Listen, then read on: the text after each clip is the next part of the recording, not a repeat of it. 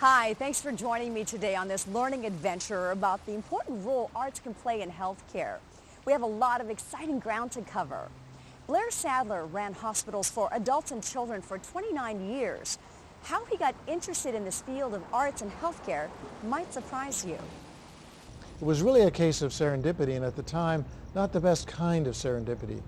I had recently gotten married, just turned 36, was an active squash and tennis player, and working at the Robert Wood Johnson Foundation. After a routine checkup that led to a biopsy of a mole, I was suddenly a patient in a major cancer hospital coping with a terrifying diagnosis, a malignant melanoma, and a devastating prognosis of less than 3 months to live. As we were struggling to make sense of all this, a friend arrived with a framed copy of a Rocky movie poster, a movie we had all just seen together. In my room, we removed the hospital's artwork from the wall and replaced it with a poster to inspire me. It gave me the courage and confidence that I so desperately needed. Its slogan became my motto. His whole life was a 1,000,000 to 1 shot. In reality, my odds were equally bad. Later, I was at home with the poster in clear view, and we learned the best possible news. It was a misdiagnosis, not a melanoma at all, but a benign mole. The poster's message has stayed with me ever since. I didn't fully realize it at the time, but that experience started me on the road to appreciate the importance of providing healing environments for every patient, their loved ones, and the staff who care for them.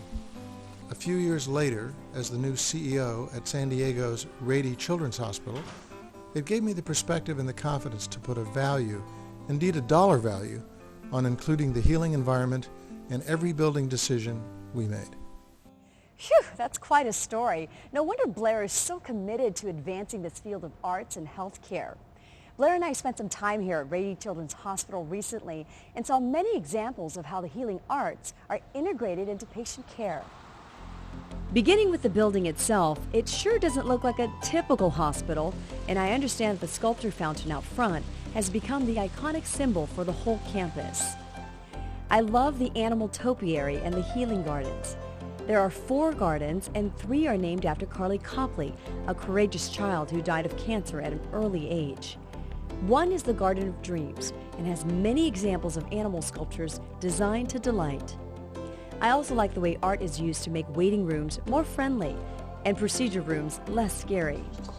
I loved seeing the collages that actually change their image and serve as a positive distraction for people. Even the nurses' stations feel more like home rather than a hospital, where everything is designed child-sized.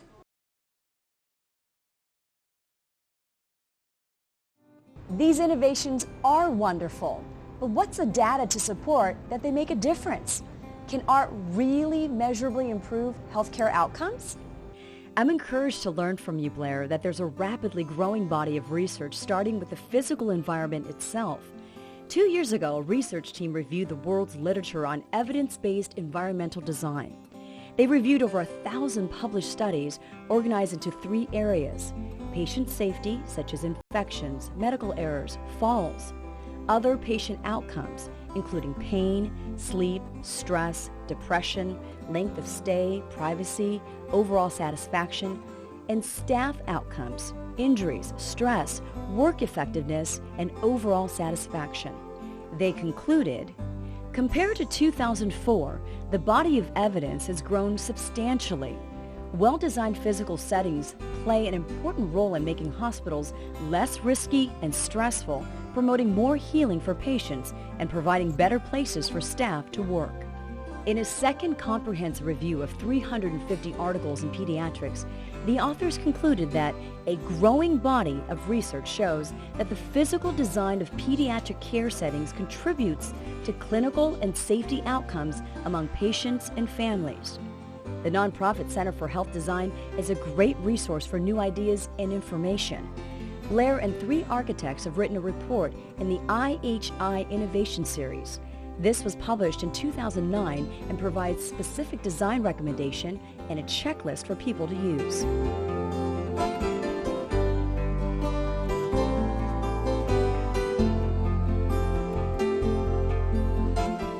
For the arts and music, the nonprofit Society for the Arts and Health is an excellent resource, and they have completed a comprehensive State of the Field report that was released in 2009 and is available on their website. Blair has co-authored a book, Transforming the Healthcare Experience Through the Arts, in which Don Berwick wrote a foreword. It is full of great examples of how the arts can make a difference. When I looked at these articles, books, and websites, I saw some amazing examples of how the arts can make a difference. Let's start with one, completely outside of the healthcare environment, but with the real healthcare message. In Sweden, behavioral scientists were interested in getting more people to use the stairs instead of an escalator as a way of increasing their exercise. They set up their intervention in a busy downtown area in Stockholm. Let's watch what happened.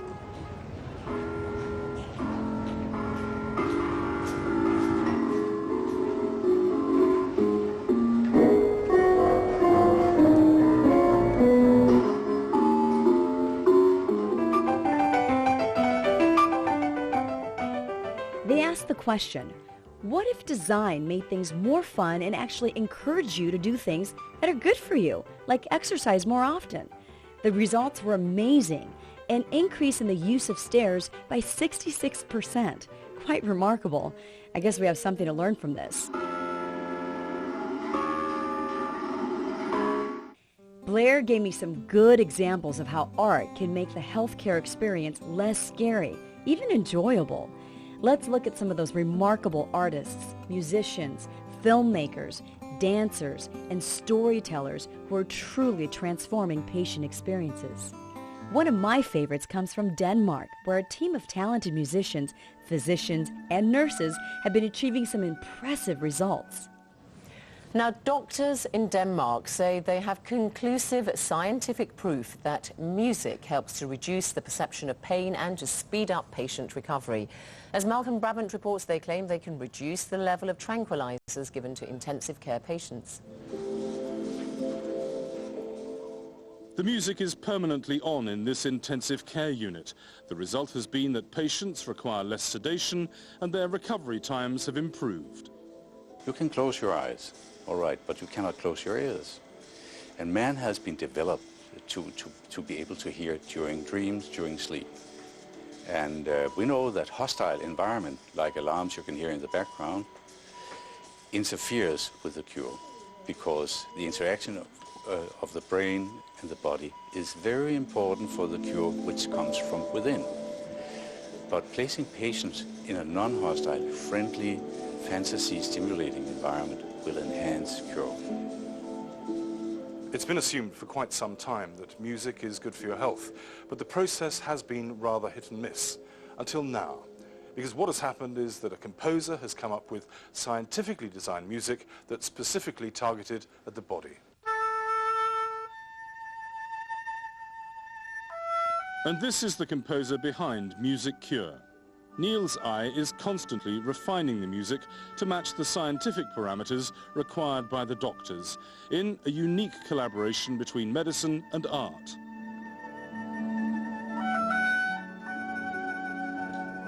The rhythm we all of us has from the beginning of life is the heartbeat of the mother. And by a pregnant woman, the heartbeat is around 60 beats a minute. So we took that as a test and created the music around this basic life-giving rhythm. And the results was actually breathtaking.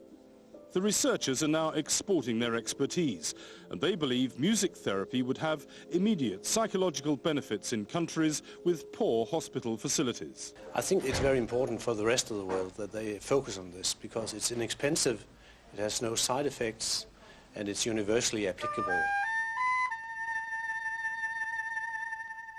So will music ever be able to replace painkillers or anesthetics? The Danes think not. But the music therapy team has identified the brain's hidden potential for self-cure, and the researchers are now on a journey of exploration to see what other magic lies within. Malcolm Brabant, BBC News, Copenhagen. These musicians continue to test their musical innovations in a variety of settings with significant published outcomes. For example, research has shown that one day after heart surgery, music combined with bed rest measurably reduced stress levels of patients. For school-aged children, researchers found that music after minor hospital surgical procedures reduced stress levels and the need for morphine. Individualized music selected by patients reduced stress levels during coronary angiography procedures. There are a variety of other examples of how the arts have made a difference. Individuals with cancer who participated in art therapy reported statistically significant reduction in 8 of 9 symptoms common to adult cancer patients, such as pain, fatigue, depression, anxiety, drowsiness, and loss of appetite. In an outpatient dialysis unit, patients who participated in an interactive arts program had significantly reduced depression and positive quality of life measures. Patients who were receiving high-dose therapy with stem cell transplantation who participated in a music therapy group scored 28% lower on a combined anxiety-depression scale and 37% lower on the total mood disturbance score compared to controls with music therapy. And at a time when all healthcare organizations are facing severe economic pressures, it is important to realize that arts programs can actually save money. For example, at Tallahassee Memorial Hospital, music therapists sang or played soothing music with young children to reduce their anxiety prior to an echocardiogram or CT scan. The need for anesthesia was eliminated 98% of the time for echocardiograms and 88% of the time for CT scans. In addition, there was an equivalent reduction in anesthesia-associated risks. Other results. Many hours of valuable nursing time became available for other needs. Equipment and staff could be scheduled for other procedures, and space in recovery rooms increased. Other researchers are examining the impact of the arts on the aging population. One study showed that there was a reduction in medication use and doctor visits between individuals who participated in a choral group and those who did not. It seems safe to say that the economic benefits of effective arts programs will continue to grow.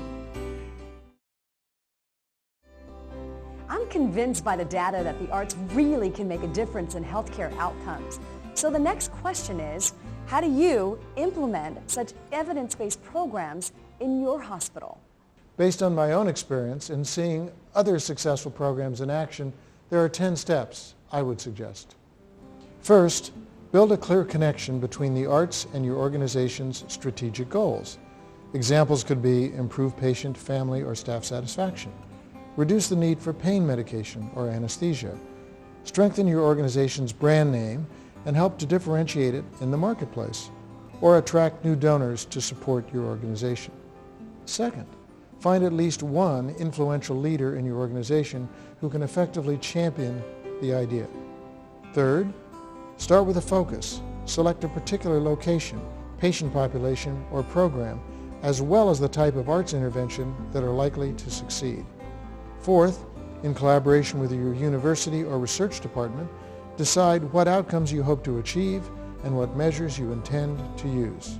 Fifth, develop a program plan, budget, and target dates, including funding sources. This can be an ideal opportunity for finding donors in the arts community who have not previously been involved with your organization. Sixth, seek nursing and physician support in the area where you intend to implement the program. Active nursing and physician involvement is critical.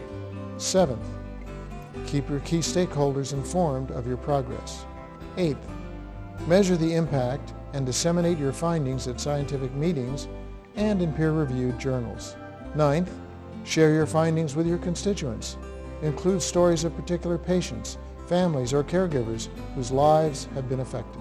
And 10th, expand and replicate your program as appropriate. A few years ago, the Agency for Healthcare Research and Quality was creating a video for hospital leaders about the importance of the hospital environment. Don Berwick was asked his perspective. Here's what he had to say. Try to think about a perfectly designed hospital and it would be more reliable, fewer mistakes, fewer drop-offs, so everything there'd be precision, promises kept. It would be peaceful, healing, a quiet place where patients can use their limited energy to get better instead of to fight the environment. And most especially, the loved ones of the patients are there all the time. There'd be a sense of things in their place and a place for everything. I think it would be simpler. I think that the clutter and the complexity and the machines and the bells and the whistles need to be managed out of the care. I think it would feel more like home, probably, and therefore it has to be more customized. And somehow all of this resting on science, because we're there in a technical enterprise that has to use knowledge and machines and drugs correctly, so underneath all is confidence that we're going to do the right thing every single time. So environments that cause no needless harm, noise, sleep deprivation, anxiety, confusion, loss of privacy, those are environments I believe people really want. And environments that provide maximum convenience, choice, and control are ones people really, really want. So in addition to all the other things we're doing to improve safety and quality, there is now ample evidence that creating healing environments is a key to improving patient care outcomes and the healthcare experience. In this short time, we've tried to introduce the exciting connection between the arts and healthcare. There's much more to learn. We've given you resources to continue your journey. I urge you to return to your organizations and design healing environments that people really, really want. In doing so, let's also create places that are less stressful, even relaxing, in which to work and heal. Thanks for watching.